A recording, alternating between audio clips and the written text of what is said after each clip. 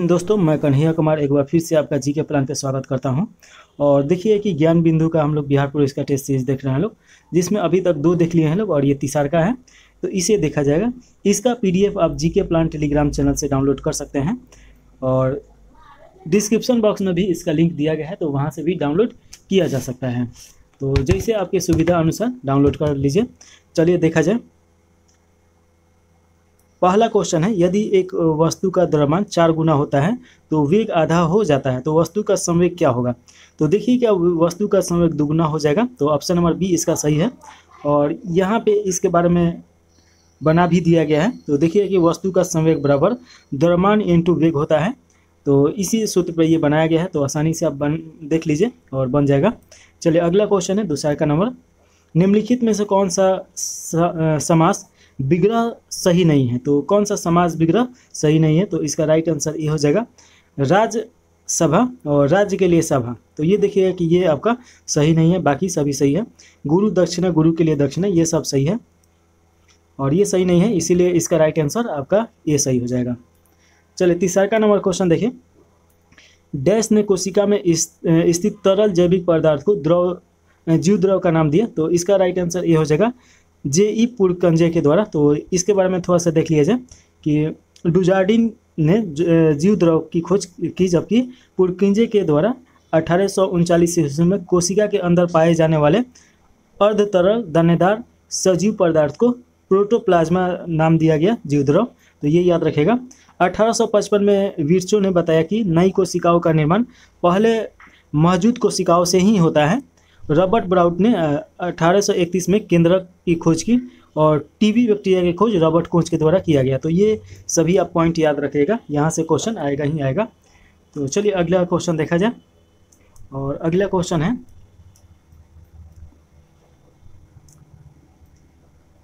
किसी डॉक्यूमेंट में टेक्स्ट की वर्तनी और व्याकरण की जांच करने के लिए किस शॉर्टकट कुंजी का प्रयोग किया जाता है।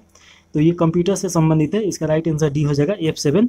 तो देखिए किसी डॉक्यूमेंट में टेक्स्ट की वर्तनी और व्याकरण की जांच करने के लिए F7 कुंजी का प्रयोग किया जाता है। F1 का प्रयोग लगभग हर प्रोग्राम के लिए सहायक स्क्रीन खोलता है और F2 का प्रयोग देखिएगा कि किसी चयनित फाइल या फोल्डर का नाम बदलने की अनुमति हेतु किया जाता है। F3 का देखिए कुंजी का उपयोग कंप्यूटर और लैपटॉप एप्लीकेशन की खोजने के लिए मदद करता है।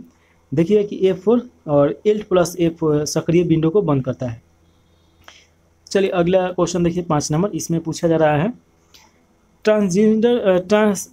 ट्रांजिस्टर का आविष्कार किसने किया। तो इसका राइट आंसर ये हो जाएगा साकले के द्वारा। तो देखिए कि इसमें दिया गया है बहुत सारा यंत्र और उसके आविष्कारक, यहाँ से क्वेश्चन आता ही आता है, तो एक बार देख लिया जाए।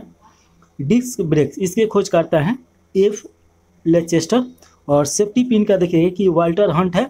गैल्वेनोमीटर का देखिए कि एंडे मेरी एम्पियर है। लिफ्ट यांत्रिक देखिए कि इलिसा ओटिस है। स्कूटर देखिए कि जी ब्रड्सा। और बाईसाइकिल देखिए कि कैब मैकमिलन है। कटाई मशीन देखिए कि सैमुअल कम्परटन है। और डायनेमो का तो जानते ही हैं माइकल फराडे। और लाउड स्पीकर का तो आप जानते ही हैं सोरेन शॉर्ट हो जाएगा। और टेलीफोन का ग्राहम बेल। तो ये सब इंपॉर्टेंट है। चलिए अगला क्वेश्चन देखा जाए।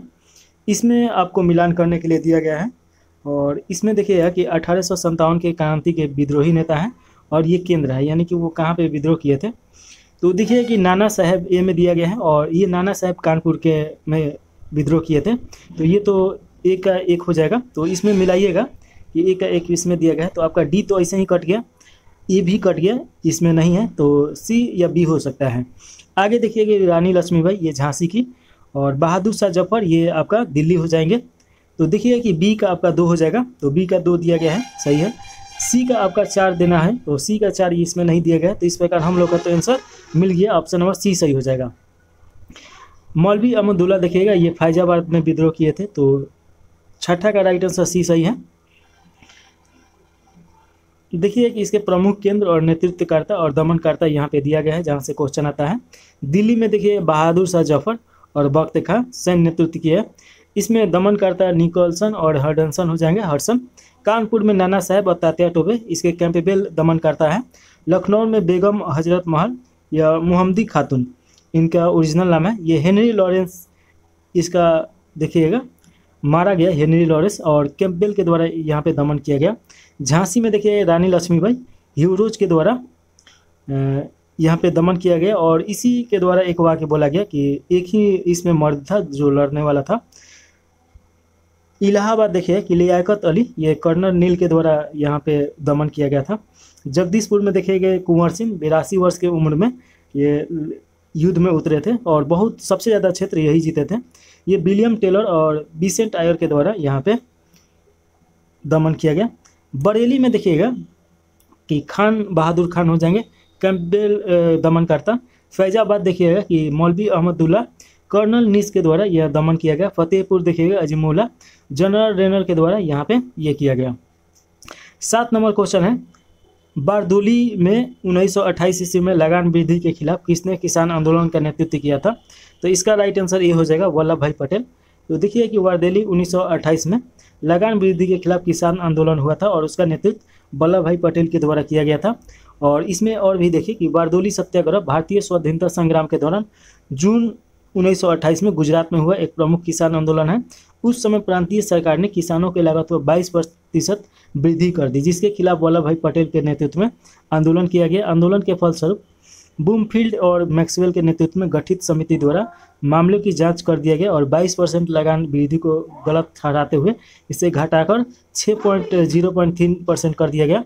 बारदोली की महिलाओं ने वल्लभ भाई पटेल को सरदार की उपाधि दी, तो ये याद रखेगा। और सरदार पटेल से ये याद रखेगा, भारत के लौह पुरुष के नाम से ये जाने जाते हैं और भारत के बिस्मार्क के नाम से भी इन्हें संबोधित किया जाता है, तो ये आप याद रखिएगा। चलिए आगे देखिए, विश्व बैंक के द्वारा विभिन्न देशों को किस आधार पर वर्गीकृत किया जाता है? तो इसका राइट आंसर हो जाएगा प्रति व्यक्ति आय हो जाएगा। तो ऑप्शन नंबर बी सही हो जाएगा। देखिए, विश्व बैंक द्वारा विभिन्न देशों के प्रति व्यक्ति आय के आधार पर वर्गीकृत किया जाता है। अर्थव्यवस्था को वर्तमान में 4 आय समूहों में विभाजित किया गया है। पहला देखिए निम्न आय, दूसरा का निम्न मध्यम और तीसरा का उच्च मध्यम और चौथा में उच्च है। तो ये याद रखेगा। विश्व बैंक के बारे में अगर थोड़ा सा देखा जाए तो इसका स्थापना जुलाई 1944 में हुआ था और मुख्यालय देखिए तो वाशिंगटन DC में है, जो अमेरिका में पड़ेगा और सदस्य देश 189 है लोग, तो ये याद रखेगा। चलिए इसके बाद हम लोग देखेंगे लोग अगला क्वेश्चन 9 नंबर। 14 सेंटीमीटर वाले अर्धगोले का कुल पृष्ठीय क्षेत्रफल है, तो देखिए कि इसका राइट आंसर बी हो जाएगा 1848 सेंटीमीटर स्क्वायर हो जाएगा। और इसका यहाँ पे सूत्र भी दिया गया है, 3πr² होता है और इसी के आधार पे यहाँ पे निकाला भी गया है, तो ये आसानी से निकल जाएगा। तो ऑप्शन नंबर आपका बी सही हो जाएगा। चलिए अगला क्वेश्चन है 10 नंबर। द्विघात समीकरण यहाँ पे दिया गया है 5x² + 3x + 1 = 0 की मूल की प्राकृतिक होगी। तो इसका प्राकृतिक देखिए कि कोई वास्तविक मूल नहीं होगा, ऑप्शन नंबर सी सही हो जाएगा। और यहाँ पे इसके बारे में डिटेल में दिया गया है, तो आप आसानी से यहाँ पे देख के समझ सकते हैं। चलिए अगला क्वेश्चन है 11 नंबर। यहाँ पे दिया गया है A/B/C बराबर में दिया गया है 2:3:4 दिया गया है। देखिएगा तो यहाँ पे पूछा जा रहा है कि A/A बराबर 1:B और फिर अनुपात में 1:C बराबर यहाँ क्वेश्चन मार्क दिया गया है। तो यहाँ पे तो दे दिया गया यहाँ इसका मान और यहाँ पे इसका मान पुट कर दिया गया। इसके बाद यहाँ पे एलसीएम निकाला गया तो 12 आया और फिर देखिए इसे गुना भाग करा के यहाँ पे 6:4:3 इसका राइट आंसर आ जाएगा। तो ये यहाँ पे सॉल्व कर दिया गया है, राइट आंसर इसका सी सही हो जाएगा। चलिए 11 नंबर क्वेश्चन देखें। अच्छा 11 नंबर ही क्वेश्चन था शायद, हाँ 12 नंबर क्वेश्चन देखें। इसमें पूछा जा रहा है कि 42 + 38 + 34 + डैश डैश डैश + 6 का योग क्या होगा? तो इसका सूत्र होता है SN = n/2 और A + n-1 और D हो जाएगा। तो इसी सूत्र पे रखना है और इसका आंसर निकालना है। तो आपका आंसर आएगा सी हो जाएगा, 240 आएगा। यहाँ पे निकाल दिया गया है तो हम नहीं बनाएंगे। तो चलिए इसका अगला क्वेश्चन देखा जाए। ट्रिक भी यहाँ पे दिया गया है, तो ये ट्रिक भी देख लीजिए। 13 नंबर क्वेश्चन है, भारत में झूमिंग कृषि का एक आदिम रूप है जिसे बेवर या दाहिया किस राज्य में कहा जाता है? तो इसका राइट आंसर हो जाएगा आपका आंध्र प्रदेश। झूम कृषि का मतलब क्या होता है कि जैसे कि मान लीजिए कि आदिवासी या कोई भी व्यक्ति हो सकता है, लेकिन आदिवासी के द्वारा ये ज़्यादा कृषि किया जाता है। जैसे कि ये मान लीजिए कि यहाँ पे जंगल है, तो इसे काट उठ के जंगल यहाँ पे खेत बनाया गया। एक समय आएगा कि यहाँ के उर्वरक क्षमता खत्म हो जाएगा, तो फिर यहाँ पे छोड़ के दूसरा जगह पे जाके यही प्रोसेस किया जाता है। तो इसका राइट आंसर आपका डी सही हो जाएगा, आपका मध्य प्रदेश हो जाएगा। देखिए कि मध्य प्रदेश में झूम खेती को दहिया, बेबर, मसान और पेंडा कहा जाता है। अन्य झूम खेती के प्रकार देख लीजिए यहाँ पे थोड़ा सा। झूम ये पूर्वोत्तर भारत, जिसमें असम, मेघालय, मिजोरम और नागालैंड यहाँ पे है। बेवर दहिया और मध्य प्रदेश में ये पड़ेगा। पोंडू पेंडा आंध्र प्रदेश और कुमारी पश्चिमी घाट। कुमान पामाडावी उड़ीसा में। वालेरे वाल्टरे ये दक्षिणी पूर्व राजस्थान हो जाएगा। यहाँ पे हम शुरू में शायद आंध्र प्रदेश बता दिए थे, तो इसका आंध्र प्रदेश नहीं होगा, मध्य प्रदेश हो जाएगा। तो अब बोलने में कन्फ्यूजन हो गया है। चलिए इसके बाद अगला क्वेश्चन है 13 के बाद 14 नंबर। अच्छा, इसमें और भी दिया गया है। खील देखिए कि हिमालय क्षेत्र में बोला जाता है, कुरवा झारखंड में और पामलू मणिपुर में। दीपा देखिए छत्तीसगढ़, अंडमान निकोबार समूह में बोला जाता है। कैगिनी फिलीपींस में बोला जाता है। मिल्फा मेक्सिको या मध्य अमेरिका हो जाएगा। कोनुगो वेनेजुएला में बोला जाता है। रोका ये ब्राज़ील में बोला जाता है। ये सब झूम कृषि का ही नाम है। लदांग इंडोनेशिया या मलेशिया में। रे वियतनाम और तेंगे ये म्यांमार हो जाएगा। चेना आपका श्रीलंका हो जाएगा। चलिए 14 नंबर क्वेश्चन देखिए। इसमें पूछा जा रहा है कि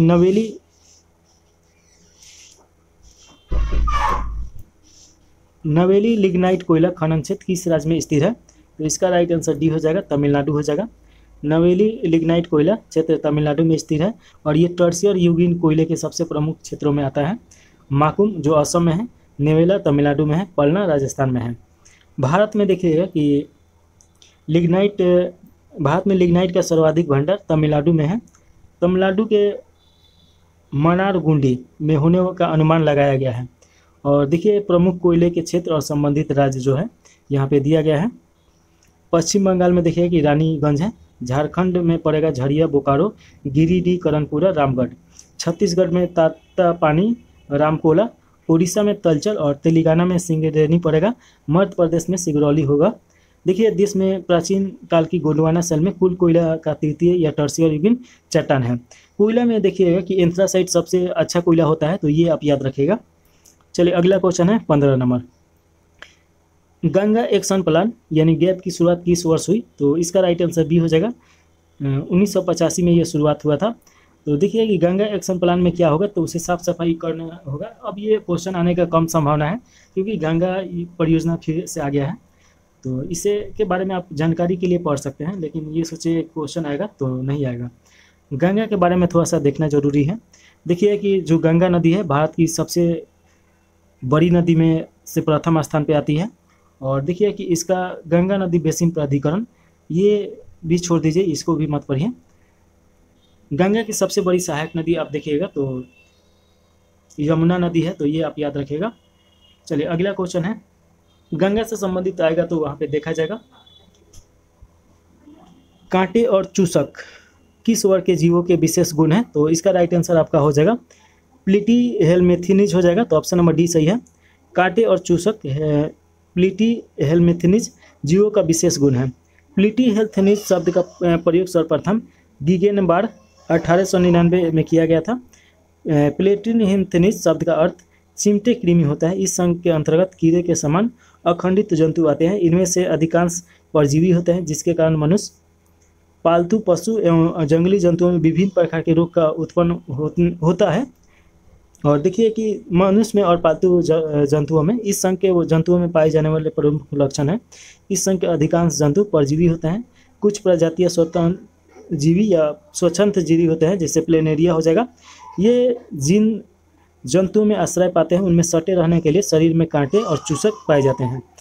इनमें शरीर गुहा नहीं पाई जाती है तथा शरीर के अंदर के अंशों के बीच की जगह पैरेन्काइमा से भरी होती है। ये जंतु त्रिस्तरीय होते हैं, अर्थात इनका शरीर एक्सोडर्म और एंडोडर्म से बना होता रहता है। आगे 17 नंबर क्वेश्चन देखें।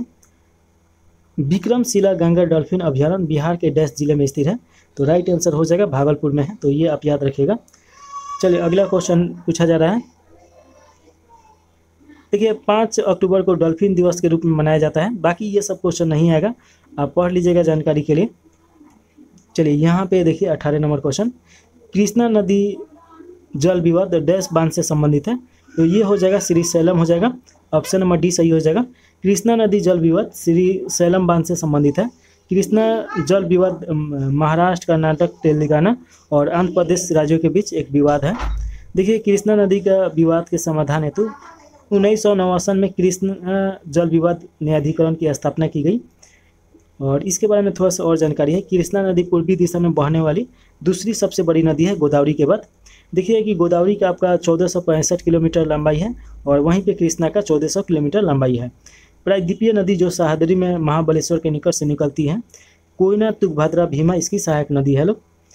19 नंबर क्वेश्चन है, ऐसे अव्यय शब्द जिसका प्रयोग वाक्य में किसी पद पर विशेष बल देने के लिए किया जाता है क्या कहलाता है।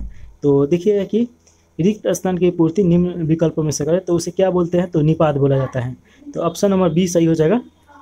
चलिए अगला क्वेश्चन है, स्वागत का संधि विच्छेद क्या होगा। तो स्वागत का संधि विच्छेद सु प्लस आगत हो जाएगा। तो ऑप्शन नंबर ए सही हो जाएगा। 21 नंबर क्वेश्चन पूछा जा रहा है कि राष्ट्रीय वन नीति 1952 के तहत कितना प्रतिशत क्षेत्र को वनों के अंतर्गत लाने का लक्ष्य रखा गया है। तो इसका राइट आंसर डी हो जाएगा। 33% क्षेत्र पे वन होना चाहिए राष्ट्रीय। तो ये तो दिया गया है। रिपोर्ट देखिए कि भारत वन रिपोर्ट 2023 से पता चला है कि भारत का वन क्षेत्र कुल भूमि का 25.17% है और 21.76% पे वन आवरण है और 3.41% पे वृक्ष है। तो ये आपको थोड़ा सा याद रखना है। 1952 की नीति को भारत सरकार द्वारा 1988 में संशोधित किया गया। इसका मुख्य उद्देश्य पर्यावरण का पारिस्थितिकी संतुलन की स्थिरता और सुनिश्चित करना है। 22 नंबर क्वेश्चन देखिए कि 12,000 की धनराशि पर 4 महीने के लिए 720 रुपये सरल ब्याज मिला तो वार्षिक ब्याज दर क्या होगा। तो इसका राइट आंसर बी हो जाएगा 18%। यहाँ पे आपका सूत्र दे दिया गया है साधारण ब्याज का, मूलधन इंटू समय इंटू दर होता है, बटा में 100 आ जाएगा। तो यहाँ पे देखिएगा कि 700 आपका साधारण ब्याज दे दिया गया 720 और मूलधन कितना है तो 12,000 है। उसके बाद समय जो है 4 महीना है और आर नहीं दिया गया है तो नीचे आपका आ जाएगा 100 इंटू 12। तो इसे काटिएगा तो काटने के बाद आपका यहाँ पे 720 बराबर 40 आर बचेगा। तो इसमें भाग दीजिएगा तो 18% आपका आ जाएगा। चलिए अगला क्वेश्चन है 23 नंबर। इसमें त्रिभुज ए बी सी में यदि बी सी बराबर ए बी और कोण बी बराबर 70 डिग्री हो जाएगा तो कोण ए बराबर कितना होगा। तो ये राइट आंसर 55 डिग्री हो जाएगा। उत्तर सी सही है। इसके आगे देखिएगा 23 के बाद 24 नंबर क्वेश्चन पूछा जा रहा है। मीना अपने वेतन का 12.5% बचाती है और 35,000 खर्च करने के बाद उसका वेतन रुपए में कितना है। तो इसका 12.5% निकाल देना है। तो 12.5% का अनुपात 1/8 होता है। तो इस प्रकार भी आप निकाल सकते हैं अनुपात विधि से और ऐसे भी निकाला जा सकता है। इसमें देखिए कि इसका राइट आंसर आपका ए हो जाएगा, 40,000 हो जाएगा। तो यहाँ पे बना दिया गया है तो हम क्या बनाएंगे। चलिए आगे देखिए 25 नंबर क्वेश्चन। परमाणु संख्या 18, द्रव्यमान संख्या 40, तो तत्व के नाभिक का प्रतीक क्या होगा। तो ये तो बहुत आसान है। ये आपका हो जाएगा 40 ऊपर चल जाएगा, 18 नीचे आ जाएगा ईयर। तो ऑप्शन नंबर ए सही हो जाएगा। चलिए अगला क्वेश्चन देखिए 26 नंबर क्वेश्चन है। यह जंतु जगत का सबसे बड़ा समूह है। तो देखिए कि इसका राइट आंसर ये हो जाएगा आर्थोपंडा। तो इसके बारे में पढ़ना पड़ेगा डिटेल में। तो देखा जाए देखिए आर्थोपंडा जंतु जगत का सबसे बड़ा संघ है। सबसे पहले देखिए कि संघ आर्थोपंडा, पहले एलेनिडा और आर्थोपंडा संघों को आर्टिकुलेटा नाम के एक समूह में रखा जाता था, किंतु बाद में 1845 के केटी वन सीबोल्ट ने एलेनिडा को इस समूह से अलग कर दिया और उन्हें वर्म्स नाम दिया और शेष जंतुओं को आर्टिपोंडा नाम के एक समूह में रखा। श्वसन क्रिया शरीर की सतह द्वारा जलीय जीव में क्लोम द्वारा, स्थलचर प्राणियों में श्वसन या फुसफुसों द्वारा होती है। उत्सर्जन क्रिया देखिए कि मैलपिंगियन नलिकाओं द्वारा या हरित ग्रंथियों द्वारा होती है। देखिए कि इस संघ के जंतु सामान्यतः एक लिंगी होते हैं। आर्थोपोडा प्राणी जगत का सबसे बड़ा संघ है। पृथ्वी पर लगभग 2/3 जाति आर्थोपोडा का है। इनमें खुला परिसंचरण तंत्र पाया जाता है जिससे रक्त वाहिनी अनुपस्थित होता है। इनके शरीर द्विपार्श्विक सममितीय होता है, अखंडित निरस्त्रीय होता है। इस संघ के जंतु जल, थल और वायु तीनों जगह पाए जाते हैं, तो ये याद रखिएगा। चलिए 27 नंबर क्वेश्चन पूछा जा रहा है, निम्नलिखित गुणों में से कौन सा प्रोक्रिएटिक को यूकैरियोटिक से अलग करता है? तो इसका राइट आंसर सी हो जाएगा। प्रोक्रिएटिक्स में केंद्रक झिल्ली की अनुपस्थिति के कारण होता है, तो ऑप्शन नंबर देखिएगा सी सही है। और इसके बारे में देखिए कि एक कोशिकीय प्रोक्रिएटिक जीवों का समूह है, अर्थात इनमें न तो संगठित केंद्रक होता है और न ही विकसित कोशिकांग होता है। इनमें केंद्रक झिल्ली का अभाव होता है, तो ये आप याद रखेगा। चलिए अगला क्वेश्चन है 28 नंबर, निम्नलिखित रासायनिक अभिक्रिया का उदाहरण है। तो देखिए कि CH3 CH2OH, और इसमें देखिए कि अम्लीकृत, और यहाँ पे सूत्र दे दिया गया है, तो ये आप देख लीजिए। तो इसका राइट आंसर आपका बी सही हो जाएगा, ऑक्सीकरण अभिक्रिया हो जाएगा। इसके बारे में थोड़ा सा पढ़ लिया जाए तो देखिए, क्षारीय पोटेशियम पर मैग्नेट अथवा अम्लीकृत पोटेशियम डाइक्रोमेट एल्कोहल को अम्लों में ऑक्सीकृत करता है। संकलन अभिक्रिया में निकेल अथवा पैलेडियम जैसे उत्प्रेरकों की उपस्थिति में असंतृप्त हाइड्रोकार्बन हाइड्रोजन जोड़कर संतृप्त हाइड्रोकार्बन देता है, तो ये आप याद रखेगा। इसके बाद देखिए अगला क्वेश्चन है 29 नंबर, इसमें पूछा जा रहा है कि अपमार्जक है। अपमार्जक क्या है? तो देखिए कि अपमार्जक आपका राइट आंसर बी सही हो जाएगा। लंबी कार्बनिक श्रृंखला वाले सल्फोनिक लवण के सोडियम अथवा लंबी श्रृंखला वाले अमोनियम लवण होते हैं, तो ये याद रखिएगा, ऑप्शन नंबर बी सही है। देखिए कि अपमार्जक कठोर जल में उपस्थित कैल्शियम और मैग्नीशियम आयनों के साथ अघुलनशील पदार्थ नहीं बनाते हैं, अतः यह कठोर जल में भी प्रभावी बने रहते हैं। अपमार्जकों का उपयोग शैम्पू, कपड़े धोने के उत्पादन बनाने में होता है। और उसके बाद देखिए कि साबुन जल में घुलनशील लंबी श्रृंखला वाले कार्बोक्सिलिक अम्लों के सोडियम पोटेशियम लवण होते हैं।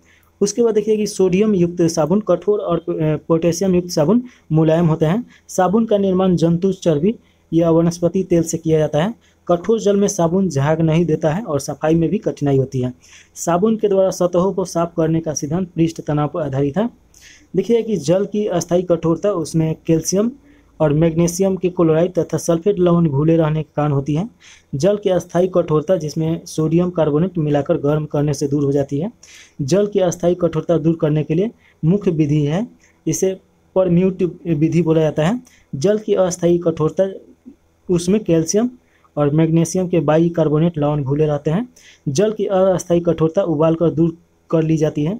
देखिए जल को सर्पिक विलायक भी कहा जाता है, तो ये आप याद रखेगा। चलिए अगला क्वेश्चन है 30 नंबर, बेकिंग सोडा, सेंधा नमक, धोने का सोडा और बुझा हुआ चूना ये जलीय घोल के पीएच मान बढ़ते क्रम में सही क्रम क्या होगा? तो राइट आंसर आपका बी हो जाएगा। सबसे पहले देखिएगा कि सेंधा नमक आएगा, फिर बेकिंग सोडा और फिर धोने का सोडा और फिर बुझा हुआ सोडा सॉरी, तो इसका राइट आंसर आपका बी सही है, तो ये आप याद रखिएगा। सेंधा नमक देखिएगा कि 7 से अधिक पीएच मान इसका होता है, और बेकिंग सोडा का देखिएगा तो 8.1 पीएच मान होता है। धोवन सोडा का देखिएगा तो 11 पीएच मान होता है। बुझा हुआ चूना का 12.4 पीएच मान होता है। पीएच मान का मतलब क्या हो गया? तो पावर ऑफ हाइड्रोजन इसे बोला जाता है। इसे 3 भागों में बांटा गया है। 1 से लेकर 7 के अगर बीच में इसका मान होगा तो इसे अम्ल बोला जाएगा, और 7 इसका मान होगा तो इसे बोला जाएगा उदासीन, और 7 से लेकर 14 तक का मान हो जाएगा तो इसे बोला जाएगा क्षार। तो ये तीनों मान आपको याद रखना है, क्योंकि इसी के अंतर्गत ये पूछता है। अगला क्वेश्चन है 31 नंबर, इसमें पूछा जा रहा है असमान गति को निम्नलिखित में से कौन सा विकल्प सबसे अच्छे से वर्णित करता है? तो देखिएगा इसका राइट आंसर आपका बी हो जाएगा। एक वस्तु समान समय अंतराल में असमान दूरियां तय करती है, तो ये बी हो जाएगा। इसमें देखिए कि एक वस्तु समान समय अंतराल में असमान दूरियां तय करती है। यदि कोई वस्तु समान समय अंतरालों में समान दूरी विस्थापित होती है तो वस्तु का वेग एक समान वेग या अचर वेग कहलाता है। जब कोई वस्तु समान समय अंतरालों में असमान दूरी विस्थापित होती है तो वस्तु का वेग असमान वेग या अस्थिर वेग कहलाता है। किसी वस्तु द्वारा तय किए गए कुल विस्थापन द्वारा लिए गए कुल समय के अनुपात को वस्तु का औसत वेग कहते हैं। तो औसत वेग बराबर कुल विस्थापन बटा कुल समय हो जाएगा। ये आपका सूत्र हो गया। चलिए अगला क्वेश्चन है 32 नंबर, अम्ल करते हैं। तो अम्ल क्या करते हैं? तो देखिए कि नीले लिटमस पत्र को लाल कर देते हैं, तो ऑप्शन नंबर ए सही हो जाएगा 32 का। अम्ल जल में घुलनशील होता है और H आयन इसमें होता है। अम्ल का स्वाद खट्टा होता है, तो ये तो आप जानते ही हैं। देखिए पीएच मान स्केल पर 7 से कम अंक अम्लीय प्राकृतिक दर्शाता है। तो अभी हम इसके बारे में आपको समझाते हैं। यहाँ पे अम्ल का नाम और किस में पाया जाता है ये पूछा जा रहा है। तो एसेटिक अम्ल देखिए सिरका में, फॉर्मिक अम्ल चींटी के डंक में, सिट्रिक अम्ल नींबू, संतरा, अन्य सिट्रिक फल में पाया जाता है। लैक्टिक अम्ल देखिए कि दही में पाया जाता है। और ऑक्जेलिक अम्ल पालक और टमाटर में। टार्टेलिक अम्ल इमली, अंगूर, कच्चे आम हो जाएगा। कार्बनिक अम्ल देखिए कि सोडा, वाटर और पेय पदार्थ हो जाएगा। मौलिक अम्ल सेब में पाया जाता है। चलिए 33 नंबर क्वेश्चन देखिए, इस सबसे अधिक तन्य धातु कौन सा है? तो सबसे अधिक तन्य धातु सोना होता है। इसे जितना पीटिएगा उतना ही पतला ये चादर बनाता जाएगा। तो देखिए कि 1 ग्राम सोने में 2 किलोमीटर लंबा तार बनाया जा सकता है। तो इसका कितना पतला हो सकता है? धातु के पतले तार के रूप में खींचने की क्षमता को तन्यता बोला जाता है। धातुओं को पीट कर पतली चादर बनाने के गुण को आघातवर्धन बोला जाता है। आघातवर्धता और तन्यता के कारण धातुओं को हम अपने आवश्यकता अनुसार आकार दे सकते हैं। अगला क्वेश्चन है और देखिए कि ये 34 नंबर क्वेश्चन पूछा जा रहा है कि वनस्पतिक तेलों में साधारणतः लंबी डैश कार्बनिक श्रृंखलाएं होती है, जबकि जंतु व समय डैश कार्बनिक श्रृंखला होता है। तो इसका राइट आंसर सी हो जाएगा। देखिए कि वनस्पति तेलों में साधारणतः लंबी असंतृप्त कार्बनिक श्रृंखला होती है, जबकि जंतु वसा में संतृप्त कार्बनिक श्रृंखला होता है। इसके बारे में यहाँ दिया गया है, तो डिटेल में देखा जाए। वनस्पति तेल में साधारणतः देखिए कि लंबी असंतृप्त कार्बनिक श्रृंखलाएं होती है, जबकि जंतु वसा में संतृप्त कार्बनिक श्रृंखलाएं होता है। वनस्पति तेल के हाइड्रोजनीकरण में उत्प्रेरक के रूप में निकेल का प्रयोग किया जाता है। और देखिए कि साधारणतः वनस्पति तेल स्वास्थ्यवर्धक होते हैं, वहीं जंतु वसा में संतृप्त वसा अम्ल होते हैं जो स्वास्थ्य के लिए हानिकारक होते हैं। चलिए अगले का क्वेश्चन है 35 नंबर।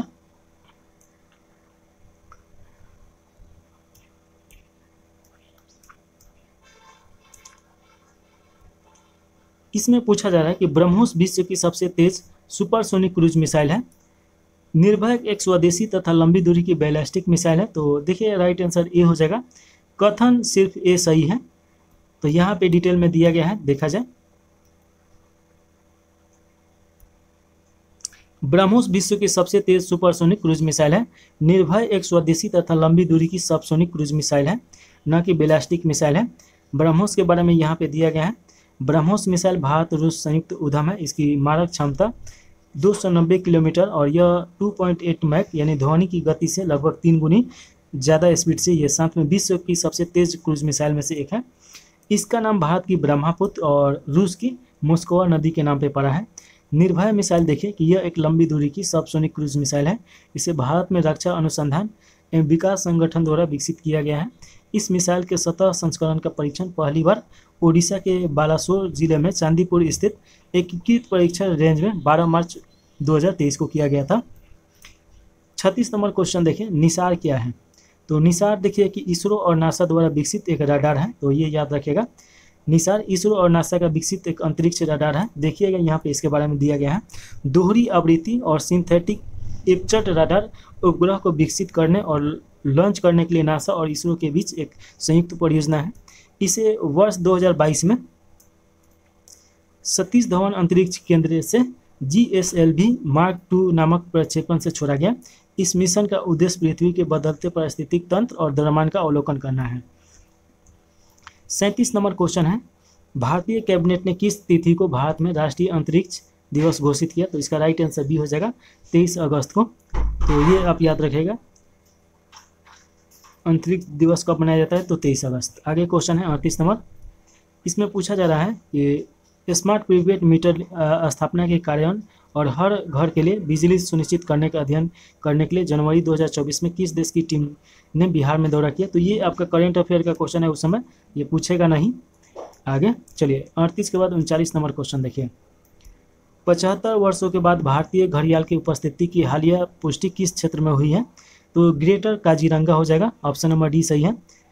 इसके बारे में थोड़ा सा देखा जाए तो विश्वनाथ वन्यजीव प्रभाग काजीरंगा टाइगर रिजर्व के अंतर्गत TS फाउंडेशन इंडिया द्वारा 6 से 25 जनवरी तक ब्रह्मपुत्र नदी के 160 किलोमीटर लंबे हिस्से पर किए गए सर्वेक्षण के दौरान 5 प्रजातियों के 900 से अधिक मीठे पानी के कछुए और एक मादा घड़ियाल पाए गए हैं।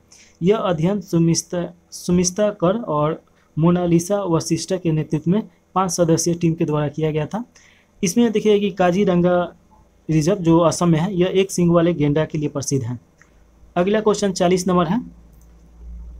BrahMos air space private limited 2022 में एक अनुबंध पर हस्ताक्षर किया और 2024 में पहला बैच किस देश के दिया गया? तो राइट आंसर सी हो जाएगा, फिलीपींस को बेचा गया है। तो ये इतना ही याद रखिएगा, ज़्यादा इसमें याद मत रखिए, करंट अफेयर का ही क्वेश्चन है। चलिए अगला क्वेश्चन है 41 नंबर। बिहार में किस स्थान से बुद्ध की तांबे की खड़ी मूर्ति मिली है? तो इसका राइट आंसर सी हो जाएगा, सुल्तानपुर। बिहार में सुल्तानपुर से बुद्ध की तांबे की खड़ी मूर्ति मिली है। 1861 में ईस्ट इंडिया रेलवे के निर्माण के दौरान भागलपुर जिले के सुल्तानगंज में यह मूर्ति पाई गई है। वर्तमान में यह इंग्लैंड के बर्मिंघम संग्रहालय में रखा गया है। इस मूर्ति का निर्माण गुप्त काल में किया गया था। बांका के सांसद गिरिधारी यादव प्रधानमंत्री को चिट्ठी लिखकर बुद्ध की प्रतिमा को विदेश से भारत लाने की मांग की है। चलिए इसके बाद देखेंगे 42 नंबर क्वेश्चन। वर्ष 2011 के जनगणना के अनुसार बिहार में साक्षरता दर कितना है? तो राइट आंसर हो जाएगा 61.80 हो जाएगा, ऑप्शन नंबर डी सही है। सबसे कम साक्षरता दर वाला ये राज्य है, तो ये आप याद रखेगा।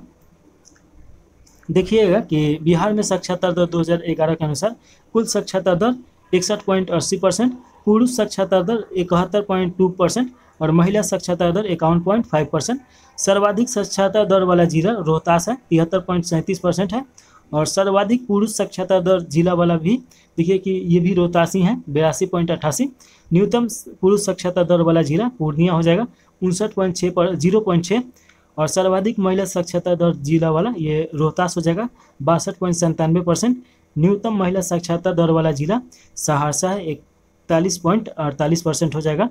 राष्ट्रीय स्तर पर बिहार पुरुष महिला साक्षरता दोनों के संदर्भ में सबसे निचले पायदान पे है।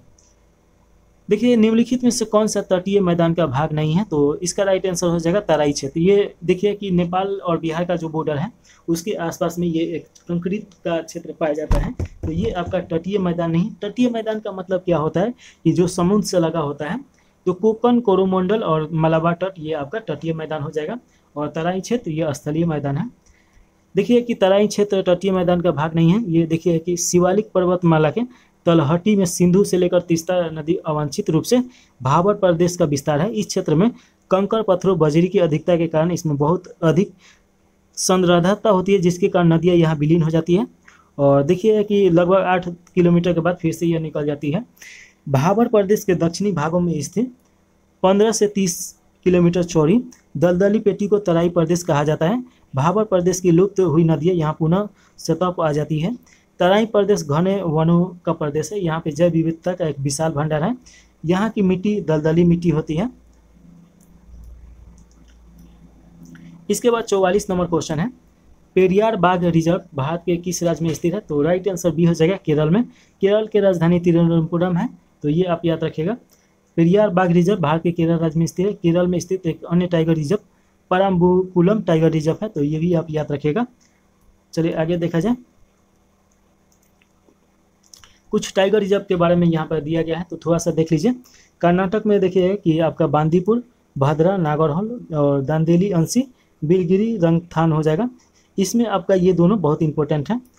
इसमें देखिए तमिलनाडु में कालकंड, मुंडीथुरई और अन्नामलाई, मुर्दुमलाई, सत्यमंगलम और उसके बाद श्री बिलुथुपुर, मुंगामलाई ये हो जाएगा। उसके बाद देखिए महाराष्ट्र में मेलघाट, पेंच, तबोडा, अंधारी, सहादरी और नावागांव, नागजीरा बोर हो जाएगा। चलिए 45 नंबर क्वेश्चन है। निम्न में से कौन सा इंस्टेंट मैसेजिंग के लिए प्रयुक्त नहीं हो सकता है? तो राइट आंसर डी हो जाएगा, वर्डप्रेस हो जाएगा। बाकी ये सही है सभी तीनों, तो ये देख लीजिए। चलिए अगला क्वेश्चन है। कालाजार बीमारी का रोगाणु है, तो ये रोगाणु देखिए सिसमोनिया है, तो ऑप्शन नंबर सी सही हो जाएगा। कालाजार बीमारी का रोगाणु सिसमेनिया है। कालाजार बीमारी सिसमेनिया डोनावाली नामक परजीवी के कारण होता है। इस रोग से प्रभावित होने वाला अंग अस्थिमज्जा होता है। इस रोग की वाहक बालू मक्खी है और परजीवी देखिएगा प्रोटोजोआ के कारण होने वाले अन्य रोग हैं। देखिएगा इसमें आपका मलेरिया प्लाज्मोडियम के कारण होता है, पायरिया एंटी अमीबा के कारण होता है, सोने की बीमारी टिपिसोमा गेबियंस के कारण होता है, पेचिस देखिए कि एंटी अमीबा हिस्टोलिका के कारण होता है। इसके बाद देखिए अगला क्वेश्चन आएगा आपका 47 नंबर। इसमें पूछा जा रहा है कि समसूत्री विभाजन मदद करता है। तो देखिए क्षतिग्रस्त कोशिकाओं ऊतकों की वृद्धि और मरम्मत करने में ये कार्य करता है, तो ऑप्शन नंबर बी सही हो जाएगा। समसूत्री विभाजन देखिए कि समसूत्री विभाजन की प्रक्रिया को जंतु कोशिकाओं में सबसे पहले जर्मनी के जीव वैज्ञानिक वाल्थेयर फ्लेमिंग ने देखा था। इन्होंने इस प्रक्रिया को 1882 में माइटोसिस नाम दिया। यह विभाजन कायिक कोशिका में होता है। समसूत्री विभाजन को 5 चरणों में बांटा गया है, जिसमें देखिएगा कि अंतरा अवस्था होता है और पूर्व अवस्था, मध्य अवस्था, पार्श्व अवस्था, अंत अवस्था। समसूत्री विभाजन के फलस्वरूप एक जनन कोशिका से 2 संतति कोशिकाओं का निर्माण होता है। प्रत्येक संतति कोशिकाओं में गुणसूत्रों की संख्या जनक कोशिकाओं के बराबर होती है। समसूत्री विभाजन के पश्च अवस्था सबसे छोटी होती है, वह केवल 2 से 3 मिनट में समाप्त हो जाती है। अगला क्वेश्चन 48 नंबर है, रदरफोर्ड का अल्फा कण प्रकीर्णन प्रयोग किसकी खोज के लिए जाना जाता है? तो राइट आंसर ये हो जाएगा परमाणिक नाभिकी हो जाएगा। रदरफोर्ड का अल्फा कण परिकीर्णन प्रयोग परमाणिकीय नाभिक की एक खोज के लिए जाना जाता है। और आगे देखिएगा कि अर्नेस्ट रदरफोर्ड ने सोने की अति पतली पनी व अल्फा कणों का बछौर करवाया। इस प्रयोग के द्वारा रदरफोर्ड ने परमाणु के नाभिक का खोज किया। रदरफोर्ड को नाभिकीय भौतिकी का जनक माना जाता है। रेडियो धर्मिता पर अपने योगदान और सोने की पन्नी के द्वारा परमाणु के खोज के नाभिक की खोज के लिए 1908 में रदरफोर्ड को नोबेल पुरस्कार से सम्मानित किया गया था। 49 नंबर क्वेश्चन है, निम्नलिखित में से कौन सा हस्तशिल्प बिहार का नहीं है? तो इसका राइट आंसर हो जाएगा पटचित्र हो जाएगा, ये बिहार का नहीं है। खाटवा, सुजनी, मधुबनी चित्रकला ये सब बिहार का है। देखिए कि पटचित्र ये हस्तकला बिहार का नहीं बल्कि उड़ीसा का है। इस चित्र में कपड़ा पर हिंदू देवी देवताओं को दर्शाया जाता है, तो ये याद रखिएगा। और इसके बारे में थोड़ा डिटेल में देख लिया जाए। बिहार के प्रमुख हस्तशिल्प कलाएं देखिए, खटवा कला। ये खटवा कला एक प्रकार की एप्लिक कला है। इसकी उत्पत्ति बिहार में हुई थी। इसका उपयोग डिजाइन, टेंट, छतरिया और समियाना बनाने के लिए किया जाता है। पारंपरिक रूप से राजघरानों और कुलीन लोगों के लिए भैव, तंबू और छतरिया बनाने के लिए खटवा का प्रयोग किया जाता है। सुजनी कढ़ाई देखें कि बिहार के मुजफ्फरपुर की सुजनी कढ़ाई को जीआई टैग मिला है।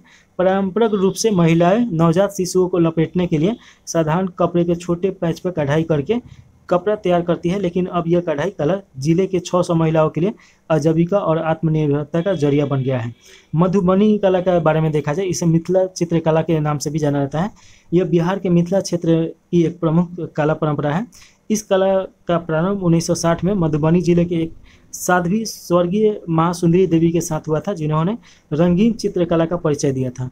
मधुबनी चित्रकला को राष्ट्रीय और अंतर्राष्ट्रीय स्तर पर ख्याति दिलाने में पूर्व केंद्रीय मंत्री स्वर्गीय ललित नारायण मिश्रा का प्रमुख योगदान है। इस चित्रकला की प्रमुख चित्रकार बौआ देवी और दुलारी देवी हैं, तो ये याद रखेगा। अगला क्वेश्चन है, yours is an example of possessive pronouns हो जाएगा, तो ऑप्शन नंबर सी सही है। चलिए अगला क्वेश्चन देखिए 51 नंबर, यहाँ पे फिल करना है, fill in the blank choosing correct option. तो देखिए कि इसमें करेक्ट ऑप्शन जो है, there were 6 lazy boy and 4 industrious once in our class, तो ऑप्शन नंबर ए सही हो जाएगा।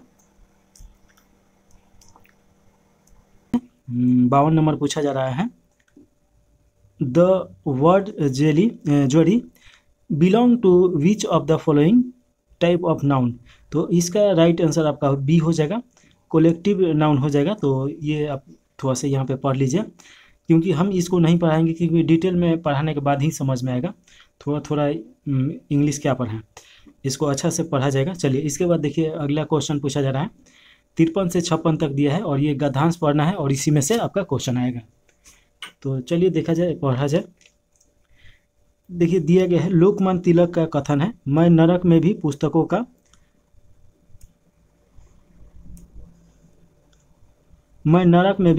का स्वागत करूंगा, क्योंकि इसमें वह शक्ति है कि वो जहाँ होगी वहाँ अपने आप स्वर्ग बन जाएगा। श्रेष्ठ पुस्तकें मनुष्य, समाज और राष्ट्र का मार्गदर्शन करती हैं। विश्व इतिहास पर दृष्टिपात करने पर हमें देखते हैं कि संसार की अनेक महान विभूतियाँ किसी न किसी श्रेष्ठ पुस्तक का प्रभाव पड़ा है। Mahatma Gandhi, Tolstoy, Abraham Lincoln और सभी के जीवन में श्रेष्ठ पुस्तकों का महत्वपूर्ण योगदान था। लेकिन देखिएगा कि लेनिन में क्रांति की भावना कार्ल मार्क्स के साहित्य को पढ़कर ही जागी थी।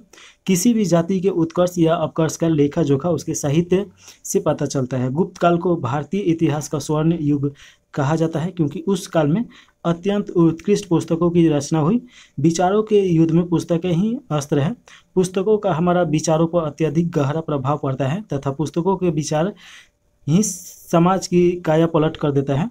देखिए कि श्रेष्ठ पुस्तकें मनुष्य को पशु से देवता बनाती हैं, उसकी सात्विक प्रवृत्तियों को जागृत करती है तथा उसे असत्य से सत्य की ओर, अंधकार से प्रकाश की ओर ले चलती है। तो इसमें देखिएगा कि पहला क्वेश्चन दिया गया है 53 नंबर, पूछा जा रहा है कि भारतीय इतिहास का स्वर्ण युग कहा जाता है।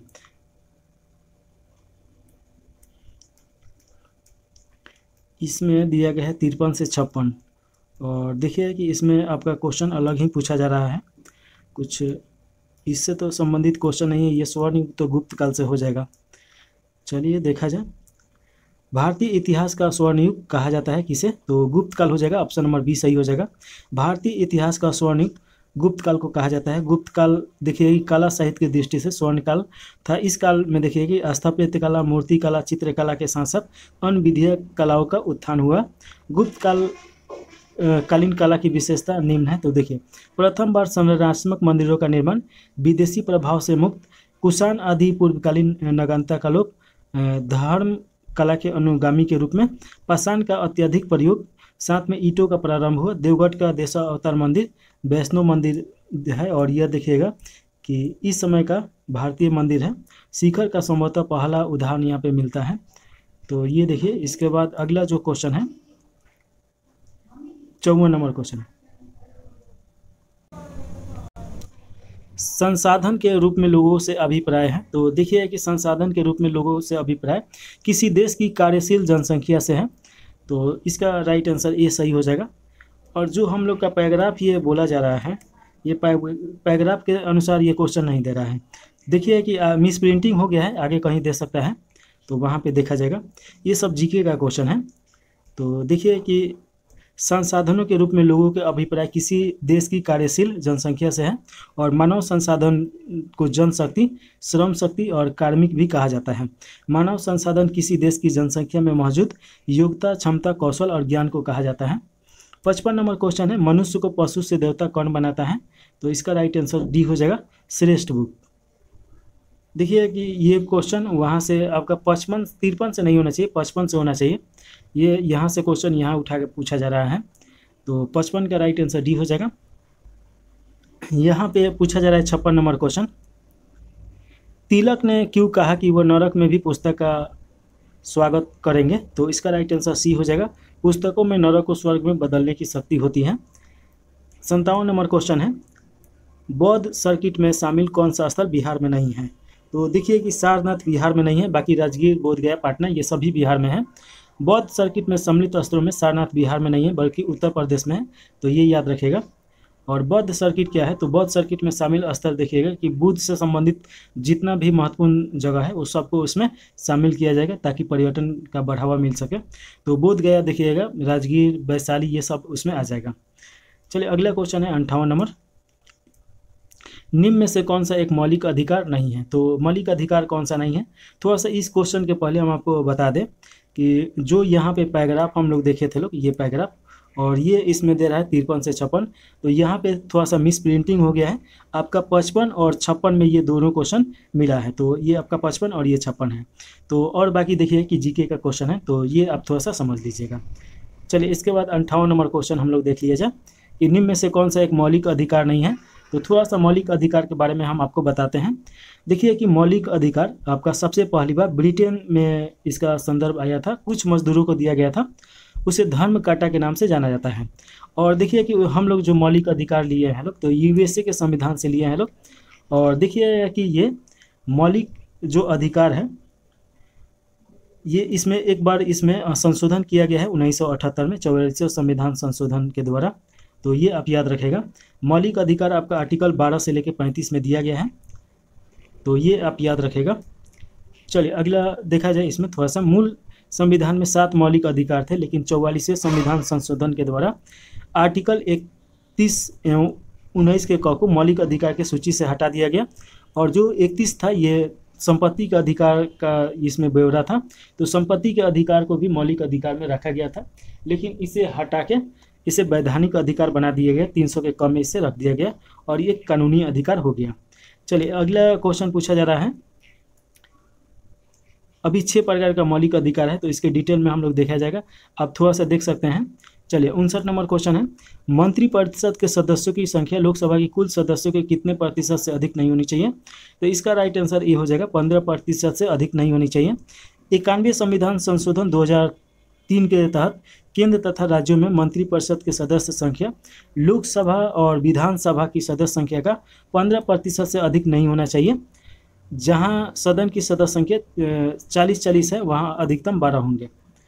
चलिए अगला क्वेश्चन है 60 नंबर, किस संविधान संशोधन द्वारा संविधान में नागरिकों के 10 मूल कर्तव्य का उल्लेख किया गया है? तो देखिए कि स्वर्ण सिंह समिति के द्वारा उसके सिफारिश पे मौलिक कर्तव्य को शामिल किया गया, जो रसिया के संविधान से लिया गया है। और जब उससे शामिल किया गया तो 10 मौलिक अधिकार था, सॉरी मौलिक अधिकार नहीं, मूल अधिकार था। तो इसका राइट आंसर आपका सी हो जाएगा 42वें संविधान संशोधन 1976 के द्वारा। इसे छोटा संविधान के नाम से भी जाना जाता है, यानी मिनी कॉन्स्टिट्यूशन। अब यहाँ पे देखिए कि स्वर्ण सिंह समिति की अनुशंसा पर संविधान के 42वें संशोधन अधिनियम 1976 के द्वारा मौलिक कर्तव्य को संविधान में जोड़ा गया। इसे रूस के संविधान से लिया गया है। इसे संविधान के भाग 4 के क में अनुच्छेद 51 के क के तहत रखा गया है, तो ये याद रखेगा। 46वें संविधान संशोधन 2002 में कुल मौलिक कर्तव्यों में एक और मौलिक कर्तव्य को जोड़ा गया और इसे अब कुल 11 हो गया है। 11 मौलिक कर्तव्य माता पिता या संरक्षण द्वारा 6 से 14 वर्ष के बच्चे हेतु प्राथमिक शिक्षा प्रदान कराता है। 11वां ये जो जोड़ा गया, तो ये आप याद रखिएगा। चलिए 61 नंबर क्वेश्चन पूछा जा रहा है, गैसों से युक्त वायुमंडलीय पृथ्वी पर टिका हुआ है। तो देखिए कि गैसों से युक्त वायुमंडलीय पृथ्वी पर टिका हुआ है, तो ये गुरुत्वाकर्षण के कारण टिका हुआ है। राइट आंसर इसका डी हो जाएगा 61 का। चलिए यहाँ पे इसके बारे में थोड़ा सा देख लीजिए। देखिए कि गैसों से युक्त वायुमंडल पृथ्वी पर गुरुत्वाकर्षण के कारण टिका हुआ है। पृथ्वी का गुरुत्वाकर्षण इतना प्रबल है कि यह अपने वायुमंडल को पकड़ कर रखता है तथा उसे अंतरिक्ष में जाने से रोकता है। पृथ्वी के वायुमंडल में उपस्थित विभिन्न गैसों के परमाणुओं में द्रव्यमान होता है तथा इन परमाणुओं और पृथ्वी के बीच गुरुत्वाकर्षण बल काम करता है। अगला क्वेश्चन है 62 नंबर, इसमें पूछा जा रहा है कि ध्वनि का संचरण नहीं हो सकता है। तो देखिए कि ध्वनि किसी न किसी माध्यम का उपयोग करता है, इसका संचरण आपका निर्वात में नहीं हो सकता है, जबकि जो आपका सूर्य का रोशनी है ये निर्वात में भी ट्रेवल करता है। तो इसका राइट आंसर आपका डी हो जाएगा। और ध्वनि का संचरण सबसे ज़्यादा ठोस में होगा, उसके बाद आपका गैस में होगा, तरल में होगा, उसके बाद गैस में होगा। तो ये क्रमशः याद रखेगा। और देखिए कि ध्वनि का आपका जो चाल होता है वायु में, तो 332 किलोमीटर प्रति सेकेंड होता है, तो ये आप याद रखेगा। अगला क्वेश्चन है, एक गतिमान वस्तु के लिए निम्न में से कौन सा कथन सही है? तो देखिएगा यहाँ पे ये इसका राइट आंसर आपका सी हो जाएगा। यदि उसके वेग में परिवर्तन होता है तब इसकी चाल में परिवर्तन हो या नहीं हो, किंतु इसमें कुछ त्वरित भी होगा। यदि उसकी चाल में परिवर्तन होता है लेकिन दिशा में परिवर्तन नहीं होता है तब इसका वेग स्थिर रहता है। तो ये 3 और 4 सही है, तो इसका राइट आंसर सी सही हो जाएगा। इसके बारे में यहाँ पे दिया गया है, तो इसके बारे में देख लिया जाए। देखिएगा कि एक गतिमान वस्तु के वेग में परिवर्तन होता है तब इसकी चाल में भी परिवर्तन होगा और इसमें कुछ त्वरित भी होगा। यदि गतिमान वस्तु के चाल में परिवर्तन होता है लेकिन दिशा में परिवर्तन नहीं होता है तब इसका वेग स्थिर रह सकता है। यदि एक वस्तु सीधी रेखा में चलती है और इसका वेग समान समय अंतराल में समान रूप से घटता है या बढ़ता है तो वस्तु के त्वरण एक समान त्वरण कहा जाता है। स्वतंत्र रूप से गिर रही वस्तु की गति एक समान त्वरित गति का उदाहरण है। एक समान वृत्तीय गति त्वरित गति का उदाहरण है। एक समान त्वरित से चल रही एक वस्तु की गति की व्याख्या निम्न समीकरण के माध्यम से किया जा सकता है, जहाँ पे v = u + t हो जाएगा। तो ये एक सूत्र बनता है, तो यहाँ पे इसके बारे में देख लीजिएगा। त्वरण का एसआई मात्रक मीटर प्रति सेकेंड होता है, तो ये याद रखिएगा। चाल का एसआई मात्रक मीटर प्रति सेकेंड यानी ms सेकेंड हो जाएगा, तो ये आप याद रखिएगा। चलिए अगला क्वेश्चन 64 नंबर है। इसमें पूछा जा रहा है कि फोर्स का उपयोग कंप्यूटर के क्षेत्र में किया जाता है, इनमें एफ किसका संक्षिप्त रूप है? तो इसका राइट आंसर हो जाएगा बी, फ्री हो जाएगा, इसका रूप है। देखिए कि फोर्स का पूर्ण रूप क्या है? Free and open source software. तो ये आप याद रखिएगा। फोर्स वह सॉफ्टवेयर है जो मुक्त में उपलब्ध है और उपयोगकर्ताओं को इसे चलाने, संशोधित करने और वितरित करने की अनुमति देता है। मुफ्त शब्द का अर्थ है सॉफ्टवेयर कॉपीराइट द्वारा प्रतिबंधित नहीं होता है और ओपन सोर्स का अर्थ है कि सॉफ्टवेयर का स्रोत कोड किसी के भी देखने के लिए उपलब्ध है। अगला क्वेश्चन है 65 नंबर, बिहार का ग्रामीण क्षेत्रफल कितना है? तो इसका राइट आंसर ये हो जाएगा 92,257.51 वर्ग किलोमीटर हो जाएगा। बिहार का ग्रामीण क्षेत्रफल 92,257.51 वर्ग किलोमीटर है। बिहार का कुल क्षेत्रफल देखिएगा कि 94,163 वर्ग किलोमीटर है। तो ये आप याद रखिएगा। चलिए इसके बाद अगला देखा जाए क्वेश्चन। अच्छा, इसके बारे में और भी दिया है। देखिए बिहार का कुल शहरी क्षेत्रफल आपका 1095.49 वर्ग किलोमीटर है और संपूर्ण भारत के भौगोलिक क्षेत्र का जो बिहार का क्षेत्रफल है 2.86% क्षेत्रफल है।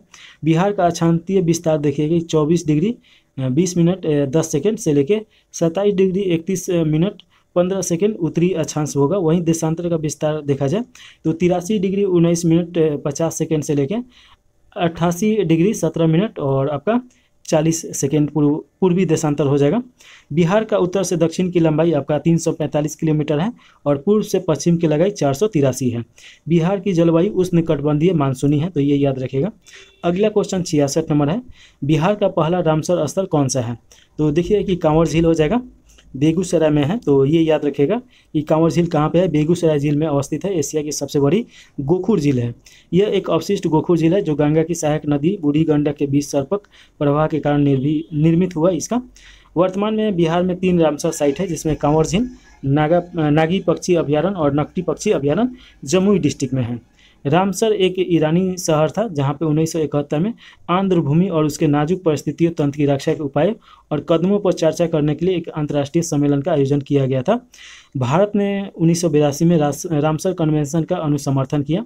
भारत में सबसे बड़ा रामसर स्थल पश्चिम बंगाल का सुंदरवन है, तो ये याद रखेगा। भारत का सबसे छोटा रामसर स्थल हिमाचल प्रदेश में रेणुका है। इसके बाद अगला क्वेश्चन है आपका 67 नंबर क्वेश्चन पूछा जा रहा है, बिहार लोक सेवा अधिकार अधिनियम कब लागू हुआ है? तो इस राइट आंसर हो जाएगा अगस्त 2011 में। बिहार लोक सेवा अधिनियम 15 अगस्त 2011 को लागू किया गया। यह कानून बिहार लोक सेवाओं के अधिकार अधिनियम 2011 के नाम से जाना जाएगा और इसके अंतर्गत राशन कार्ड, ड्राइविंग लाइसेंस, जमीन जायदाद दस्तावेज दिए जाने के अलावा जाति, चरित्र और आमदनी से संबंधित प्रमाण पत्र जाने जैसी सुविधाओं को शामिल किया गया है। तय की गई अवधि में आवेदकों को लोक सेवाएं उपलब्ध नहीं करा सकने वाली सरकारी कर्मचारी अधिकारी दंडित होंगे। बिहार संबंधित अन्य अधिनियम है बिहार पंचायती राज अधिनियम 1993। उसके बाद बिहार मद्य निषेध शराबबंदी कानून 1 अप्रैल 2016 को लागू किया गया है और पूरे बिहार में शराब बंद किया गया है। आगे क्वेश्चन है 68 नंबर, भारत सरकार की तरफ से डैश करेंसी नोट जारी किया जाता है?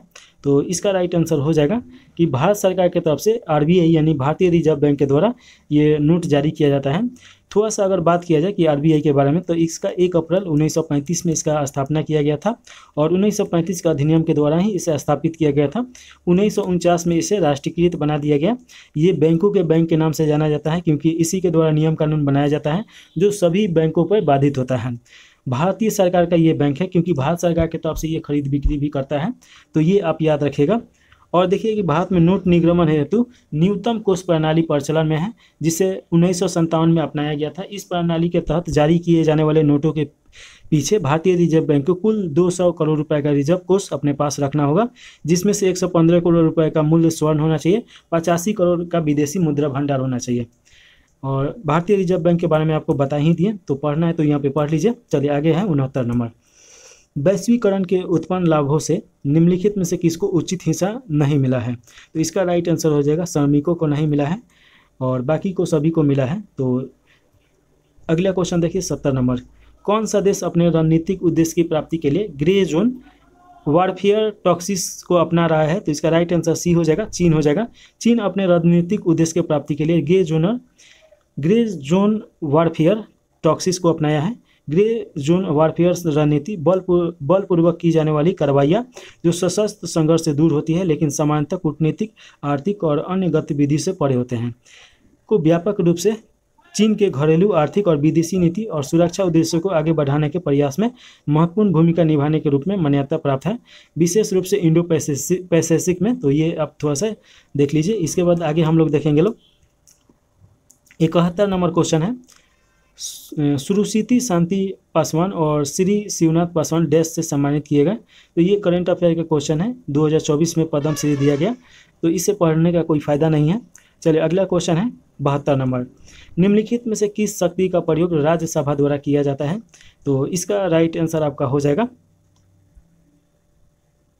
आपका देखिएगा कि यह संघ सूची और समवर्ती सूची की स्वीकृति देता है, तो ये तो गलत है। यह आपातकाल की घोषणा नहीं करता है, ये भी गलत है। यह कर प्रस्ताव, बजट और वार्षिक वित्तीय वक्तव्यों को स्वीकृति देता है, ये सही है। यह संवैधानिक संशोधन को पारित करती है, तो ये भी सही है। तो ऑप्शन नंबर 2, 3 और 4 जिसमें दिया गया होगा वो हो जाएगा। तो देखिएगा, अच्छा चलिए अगला क्वेश्चन दिया गया है 72 नंबर, निम्नलिखित में से किस शक्ति का प्रयोग राज्यसभा द्वारा किया जाता है? तो इसमें देखिएगा कि यह संघ सूची और समवर्ती सूची की स्वीकृति देती है, ये गलत हो जाएगा। यह आपातकाल की घोषणा की स्वीकृति देता है, ये सही है 2 नंबर। यह कर प्रस्ताव, बजट और वार्षिक वित्तीय विवरण स्वीकृति देता है, ये भी गलत है। यह संवैधानिक संशोधन को पारित करता है, ये भी सही है। तो 2 और 4 सही है। तो इसमें देखिए कि ऑप्शन नंबर डी आपका राइट आंसर हो जाएगा। तो देखिए कि थोड़ा सा इसके बारे में देखा जाए तो राज्यसभा जो होता है ये इसका कभी विघटन नहीं होता है, प्रत्येक 2 वर्षों में 1/3 भागों पे चुनाव होता है, तो ये याद रखेगा। 6 वर्षों का कार्यकाल होता है, तो ये भी आपको याद रखना है। इसमें 30 वर्ष होने के बाद ही इसमें आप जा सकते हैं। राज्यसभा द्वारा शक्ति का प्रयोग नीचे दिए गए कूट में विकल्प 2 और 4 सही है। देखिए कि निम्नलिखित मामलों में राज्यसभा की शक्ति लोकसभा के समान होती है।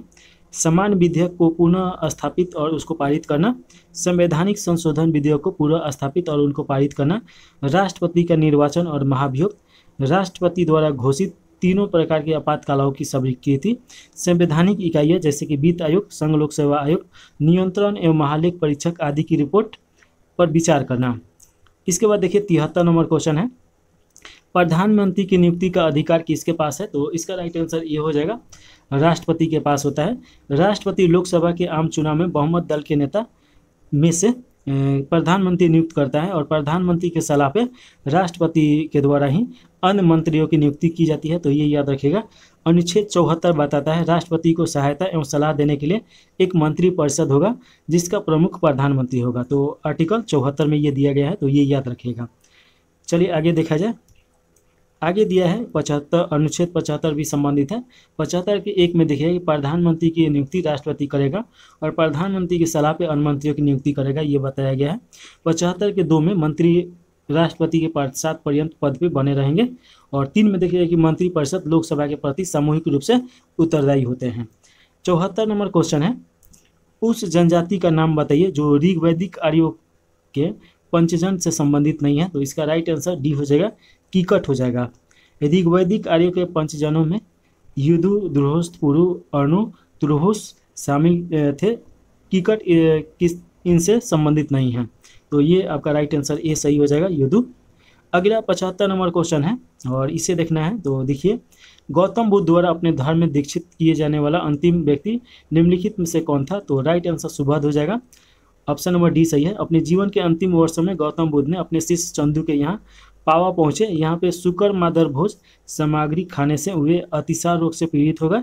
फिर वे पावा से कुशीनगर चले गए और यहीं पर सुबोध को अपना अंतिम उपदेश दिए, तो ये याद रखेगा।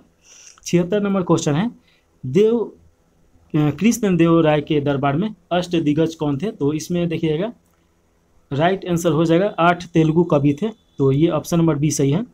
और देखिए कि कृष्ण देव राय के शासनकाल में विजयनगर में साहित्य का क्लासिक युग माना जाता है। इसके दरबार में तेलुगु के 8 महान कवि विद्वान, जिन्हें अष्टदिग्गज भी कहा जाता है, सुशोभित थे और इसलिए इनके शासनकाल को तेलुगु साहित्य का स्वर्ण युग भी कहा जाता है। कृष्ण देव राय ने आंध्र भोज की उपाधि धारण की थी। ये अष्टदिग्गज तेलुगु कवियों में देखिए कि पिंडाना स्वर प्रमुख था, जो संस्कृत और तेलुगु दोनों भाषाओं का ज्ञाता था। उसकी प्रमुख रचना जो है यह स्वरचित संभव है और मनु चरित्र है। कृष्ण देव राय द्वारा एक उत्कृष्ट कवि और लेखन थे। इनकी प्रमुख रचना है अमुक्त माल्य, तो ये खुद एक मतलब कि राइटर थे। देखिए, जो तेलुगु भाषा में 5 महाकाव्यों में से एक है। इसके अतिरिक्त कृष्ण देव राय को कला और निर्माण कार्य में भी रुचि था। उसने नागलपुर नामक नगर की स्थापना भी किए थे, तो ये याद रखिएगा। हिंदी और फारसी दोनों भाषाओं का विद्वान कौन था? तो ये आपका ऑप्शन नंबर सी सही हो जाएगा, अमीर खुसरो। तो यहाँ पे देखिए ऑप्शन नंबर सी सही है, अमीर खुसरो। तो ये याद रखेगा। देखिए कि जियाउल-ए-दिन सजनी के अनुसार फारसी भाषा और साहित्य के भारत में विकास तथा इसके कारण दो देशों के निकट संबंध स्थापित होने का उल्लेख तब पूरा नहीं होता जब अमीर खुसरो का उल्लेख न हो, जो निश्चित रूप से इस अद्भुत घटना का मुख्य पात्र था। अमीर खुसरो स्वयं को मैं तुर्की, भारतीय और हिंदी बोलता हूँ, ये उसके द्वारा बताया गया है। अगला क्वेश्चन है 78 नंबर, इसमें पूछा जा रहा है कलकत्ता में एशियाटिक सोसाइटी की स्थापना डैश के समय में हुआ था। तो इसका राइट आंसर आपका हो जाएगा वारेन हेस्टिंग के समय में हुआ था। तो देखिए 15 जनवरी 1784 को एशियाटिक सोसाइटी की स्थापना बंगाल के गवर्नर जनरल वारेन हेस्टिंग के समय में किया गया था। अगला क्वेश्चन है 79 नंबर, 1957 के विद्रोह के समय ब्रिटिश प्रधानमंत्री कौन थे? तो राइट आंसर हो जाएगा पॉमस्टन हो जाएंगे। इसके बारे में डिटेल में देख लिए हैं लोग, तो यहाँ पे चर्चा नहीं किया जाएगा। चलिए अगला क्वेश्चन है 80 नंबर। देखिए कि इसमें पूछा जा रहा है कि फारसी साप्ताहिक मीरातुल अखबार को प्रकाशित करते थे, तो कौन करते थे? तो राजा राम मोहन राय के द्वारा किया जाता था। इसके बारे में थोड़ा सा अगर देखा जाए तो फारसी साप्ताहिक मीरातुल अखबार को प्रकाशित राजा राम मोहन राय करते थे। राजा राम मोहन राय ने अपने विचारों को प्रेस के माध्यम से प्रचारित और प्रसारित किया था। दिसंबर 1821 में इन्होंने बंगाल में साप्ताहिक संवाद कमेदी और प्रज्ञा का चांद प्रकाशन किया था, तो ये आप याद रखिएगा। इसके एक वर्ष पश्चात उन्होंने फारसी भाषा में एक अन्य साप्ताहिक समाचार पत्र मीरातुल अखबार, या इसे बुद्धि दर्पण के नाम से भी जाना जाता है, जॉन एडम जब जो गवर्नर जनरल था, उसने भारतीय प्रेस पे पूर्ण प्रतिबंध लगा दिया था। तो ये याद रखिएगा। लाइसेंस के बिना प्रकाशित करने पर 400 रुपये का जुर्माना और कारावास का दंड दिया जा सकता था। मजिस्ट्रेट को मुद्रालय जब्त करने का भी अधिकार था। यह नियम मुख्य रूप से भारतीय भाषाओं तथा भारतीय द्वारा संपादित एवं उसके स्वामित्व वाले पत्रों के लिए था। इसी कारण राजा राम मोहन राय को साप्ताहिक पत्रिका मीरातुल अखबार का प्रकाशन बंद करना पड़ा था। राजा राम मोहन राय को राजा की उपाधि अकबर द्वितीय के द्वारा दिया गया था, तो ये आप याद रख सकते हैं। और देखिए कि आधुनिक भारत के पितामह भी उन्हें बोला जाता है। सती प्रथा समाप्त कराने में उनका महत्वपूर्ण योगदान है। देखिए अगला क्वेश्चन है 81 नंबर। ये पूछा जा रहा है कि टीपू सुल्तान ने ब्रिटिश सेना को 1780 में हराया था, तो इसका राइट आंसर आपका बी हो जाएगा, पोलीलूर में हराया था। टीपू सुल्तान ने ब्रिटिश सेना को 1780 ईस्वी में पोलीलूर में हराया था। हैदर अली और टीपू सुल्तान ने मराठों तथा निजाम के साथ एक समझौता कर लिया और फ्रांसीसी सहायता का वचन ले लिया। आगे देखिए कर्नाटक पर 1780 में आक्रमण करके काकोट पर कब्जा कर लिए। तत्पश्चात टीपू ने हेक्टर मंडलों की सेना को पोलेरो नामक स्थान पर हरा दिया। अगला क्वेश्चन है भारत में बनने वाली सर्वप्रथम कथा फिल्म यानी टॉकी थी, तो ये ऑप्शन नंबर बी हो जाएगा, आलम आरा था। तो ये याद रखिएगा 14 मार्च 1931 में ये बनाया गया था, तो ये आप याद रखिएगा। चलिए अगला क्वेश्चन है निम्नलिखित में से कौन भारत में धर्मनिरपेक्ष राज्य वर्णित करता है? तो इसका राइट आंसर बी हो जाएगा, संविधान की प्रस्तावना। देखिए कि संविधान की प्रस्तावना 13 दिसंबर 1946 को एडॉप्ट किया गया संविधान सभा के द्वारा। और देखिए कि 42वें संविधान संशोधन 1976 के अंतर्गत प्रस्तावना में समाजवादी, धर्मनिरपेक्ष और अखंडता शब्द जोड़ा गया। 42वें संविधान संशोधन को लघु संविधान या मिनी संविधान के नाम से भी जाना जाता है। आगे 84 नंबर क्वेश्चन है भारत के संविधान के किस अनुच्छेद के अंतर्गत भारत का उच्चतम न्यायालय नागरिकों के मूल अधिकारों के परिवर्तन के लिए विभिन्न रीट जारी करने का अधिकार रखता है? तो इसका राइट आंसर ये हो जाएगा अनुच्छेद 32। इसमें 5 प्रकार का रीट जारी करता है। वहीं पे हाई कोर्ट देखिएगा कि आर्टिकल 226 के तहत रीट जारी करता है, तो ये दोनों याद रखिएगा। चलिए अगला आगे देखेंगे लोग 84 के बाद 85 नंबर क्वेश्चन है। यहाँ पे देखिए वही सब बताया गया है जो अभी हम आपको बताए हैं। 85 नंबर क्वेश्चन है भारत का प्रधानमंत्री किसके प्रति जवाबदेही होता है? तो लोकसभा के प्रति ये जवाबदेही होता है, ये याद रखेगा। भारतीय संविधान के अनुच्छेद 75 के 3 के तहत मंत्रिपरिषद सामूहिक रूप से लोकसभा के प्रति उत्तरदायी होता है। चूंकि मंत्रिपरिषद का प्रधानमंत्री होता है, अतः प्रधानमंत्री लोकसभा के प्रति जवाबदेही होता है, ये याद रखेगा। अगला क्वेश्चन है 86 नंबर 8000 का 12.5% वार्षिक दर से 3 वर्षों का चक्रवृद्धि ब्याज ज्ञात कीजिए। तो इसका राइट आंसर डी हो जाएगा। यहाँ पे बना दिया गया है, यहाँ पे सूत्र दिया गया है, तो आप देख लीजिए। अगला क्वेश्चन है 87 नंबर इसमें दिया गया है एक समबाहु त्रिभुज का क्षेत्रफल 49√3 वर्ग सेंटीमीटर है, तो इसकी भुजा सेंटीमीटर में ज्ञात करना है। तो यहाँ पे देखिए कि बनाया गया है और इसमें आपका राइट आंसर देखिएगा कि ये हो जाएगा 14 सेंटीमीटर आएगा। तो ये याद रखिएगा 87 का ये सही है। इसके बाद 88 नंबर क्वेश्चन हम लोग देखेंगे लोग। यहाँ पे 87 बनाया गया है तो आप देख लीजिए। इसके बाद 88 नंबर क्वेश्चन है, इसमें पूछा जा रहा है कि निम्नलिखित रेखा दिया गया है ए बी और यहाँ पे सी डी है। तो ये क्वेश्चन आपका रेखा दिया गया है, तो ये पढ़ लीजिए। ऑप्शन यहाँ पे दिया गया है, राइट आंसर आपका 150 डिग्री हो जाएगा। यहाँ पे बना दिया गया है, तो आप देखिए इसे कैसे बनाया गया है। अगला क्वेश्चन है 89 नंबर। निम्नलिखित श्रृंखला में प्रश्न चिन्ह की जगह आने वाली अक्षर का चयन कीजिए। तो यहाँ पे देखिएगा कि यहाँ पे +2 +3 फिर +2 फिर +3 ऐसे जोड़ते जा रहा है। तो यहाँ पे आ रहा है, तो उसके बाद देखिएगा ये आपका टी आ जाएगा। तो ऑप्शन नंबर सी सही हो जाएगा। टी क्यों आएगा? फिर 3 जुड़ेगा तो आपका टी आ जाएगा। चलिए अगला क्वेश्चन है 90 नंबर क्वेश्चन पूछा जा रहा है और इसमें पूछा जा रहा है कि 15 वस्तु का क्रय मूल्य 20 वस्तु के विक्रय मूल्य के बराबर है, तो हानि प्रतिशत क्या होगा? तो हानि प्रतिशत देखिएगा कि 25% हो जाएगा। यहाँ पे निकाल दिया गया है सीपी 20 वस्तुओं का विक्रय मूल्य ऐसे दिया गया है और यहाँ पे बहुत आसानी से यहाँ पे समझ में आ जाएगा। चलिए अगला क्वेश्चन है 91 नंबर और यहाँ पे पूछा जा रहा है 91 में, एक निश्चित कूट भाषा में MACHIN को N5XS3M4 के रूप में लिखा जाता है। तो इसके जो दिया गया है ये को उस भाषा में कैसे लिखा जाएगा? तो इसका राइट आंसर आपका सी हो जाएगा। यहाँ पे बनाया गया है, तो देख लीजिए ये रीजनिंग का क्वेश्चन है। अगला क्वेश्चन है 92 नंबर।